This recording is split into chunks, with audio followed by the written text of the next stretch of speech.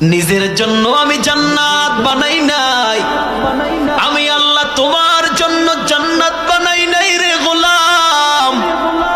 আমি আমার ইবলিসের সাথে ঘোষণা দিয়েছিলাম, আমার ইবলিস বারবার বারবার এই আদম সন্তানগুলোকে ধোঁকা দিবে, আর আমি আল্লাহর কদমে কপালটা লাগাইতে দেরি।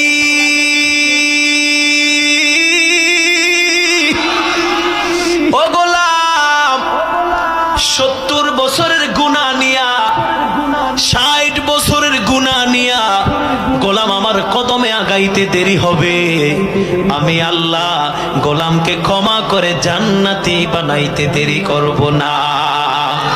তোমরা নিজেকে পরিবর্তনের সিদ্ধান্ত নাও, ঠকবা না ইনশাআল্লাহ।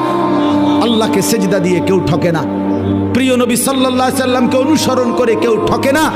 আল্লাহ তাকে দামি বানায় দুনিয়াতেও আখিরাতেও।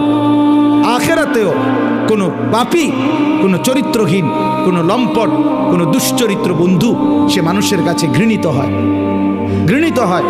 তোমরা যারা 5 ওয়াক্ত নামাজ পড়ো না, তোমরা লজ্জিত ঘৃণিতই হবা ভাইয়া। আল্লাহ তাআলা আমাদের সন্তানদেরকে বুঝার তৌফিক দান করেন।